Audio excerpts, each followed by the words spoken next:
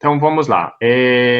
Então, aqui em cima, o nosso sistema respiratório, ele dá início aí nas fossas nasais e na boca. Então, a nossa primeira comunicação com o meio externo é através das fossas nasais e boca, que quando se junta a parte medial da faringe é chamado de orofaringe e a parte mais distal é a laringofaringe.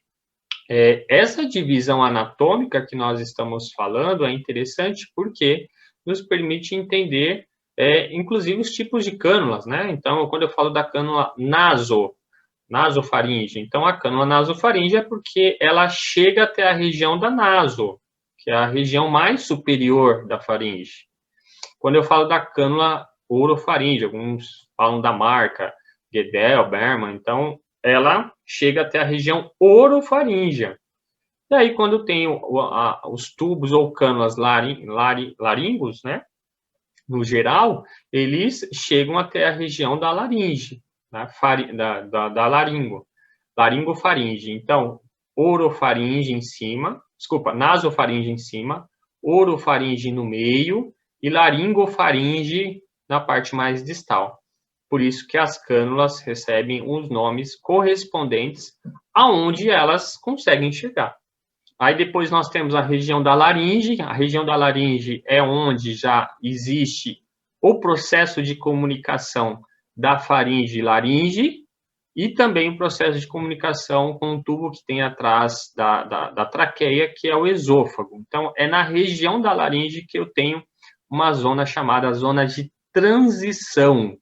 transição traqueal e esofágica, ou seja, o que é ar passa para a traqueia, o que é alimento e líquidos passa para o esôfago. É nesta região de transição que nós temos a nossa laringe. Nessa zona de transição, então, quando eu falo de sistema respiratório, eu vou progredir para a traqueia, que é basicamente um tubo condutor, e nós já vamos falar sobre isso.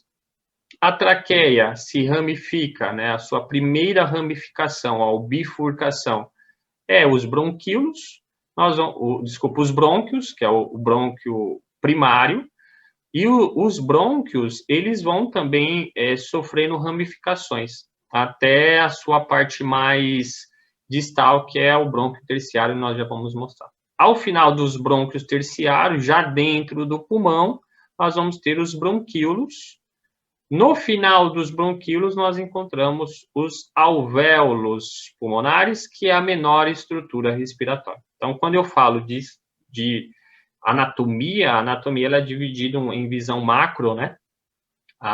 E a visão macro é aquela que ela é vista a olho nu.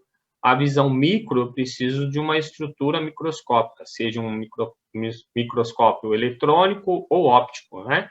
O eletrônico é aquele que tem melhor definição. Então, os alvéolos, eles precisam ser visualizados por estruturas de microscópio. Então, ela é a menor estrutura respiratória que nós consideramos de todo esse sistema. E o diafragma, que nós não podemos esquecer, que é a estrutura muscular que fica na zona de transição entre tórax e abdômen, e ele contribui diretamente para o processo da mecânica ventilatória. Então, só recapitulamos aqui, porque a gente vai reforçar melhor todas essas informações logo à frente. Então, vamos lá. O sistema respiratório também, ele é dividido em duas partes para o estudo da anatomia. E isso é interessante comentar com os senhores.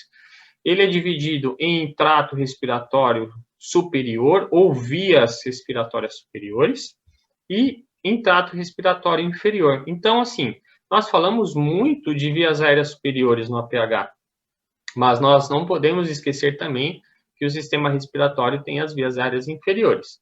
E para anatomia, o que seria vias aéreas superiores? É a região são mais as regiões cavitárias, que assim nós chamamos. Então, lá, é o nariz, boca, tá? Nariz, boca, a faringe, a laringe e vai até a traqueia superior. Nós vamos ver logo à frente que a traqueia ela é dividida em porções. Tá? Então, a porção mais superior dela, que está acima da linha supraclavicular, então está acima da linha da clavícula, então, acima da linha da clavícula, a traqueia para cima, tudo é considerado vias aéreas superiores, ou cavidade ou trato respiratório superior. O que está abaixo da linha clavicular, da traqueia em diante, como traqueia inferior, brônquios, bronquíolos e alvéolos, nós consideramos cavidade torácica inferior ou trato respiratório inferior. Certo? Então, isso daqui é muito interessante comentar, porque as vias aéreas são divididas em superiores e inferiores. Não esqueçam disso, porque vai ajudar lá na frente a interpretação de algumas informações. Na caixa torácica, vamos lá. Caixa torácica em si. O que é importante aqui? O que é importante em si para nós na caixa torácica? A caixa torácica, ela recebe esse nome porque realmente ela faz um papel de proteção, de envoltório, de envolver tudo que está nesta região. Então, ela vai desde a comunicação posterior com as vértebras até a comunicação anterior com o osso do externo. E ela passa pelos bordos da região dorsal, região lateral e região anterior do nosso tronco. Então, caixa torácica é tudo isso, é todo esse envoltório. Significa, então, pessoal, que a parte posterior, lá nas nossas costas, na região dorsal, também continua sendo caixa torácica ainda, e muitas vezes as pessoas esquecem isso, que região posterior, região das costas, região dorsal, ainda é caixa torácica. A caixa torácica, então, ela tem o que nós chamamos de cavidade ou de abertura superior. A abertura superior está lá em cima e é um ponto de fixação do pescoço, das estruturas mole do pescoço, então está aqui em cima, essa abertura superior, e ela tem lá embaixo a abertura inferior do tórax. A abertura superior, em diâmetro, ela é menor, e a abertura inferior, em diâmetro, é maior. Bom, entendendo isso, olha só nossa linha de raciocínio aqui. Entendendo tudo isso, olha que linha de raciocínio nós temos que manter. Em cima, existe uma abertura, que é chamada abertura superior do tórax. Quem está encaixado ali é o pescoço. Todo o tecido mole do pescoço, toda a estrutura de traqueia e tudo mais. Então, dificilmente eu tenho como permitir que os órgãos da cavidade torácica passem para cima, porque existe ali um suporte de fixação. E agora embaixo? Como que eu faço para esses órgãos, como o pulmão, como o coração, como grandes vasos, não cair para a região abdominal? Eu preciso colocar alguém aqui fazendo uma estabilização, uma fixação. E é o que nós chamamos de transição. Então, o diafragma que está aqui, e o diafragma, ele então é uma estrutura que permite transição entre caixa torácica e região abdominal. É uma estrutura muscular. Vamos falar mais sobre ele. Mas adiantando aqui, então, ele é uma estrutura muscular de transição.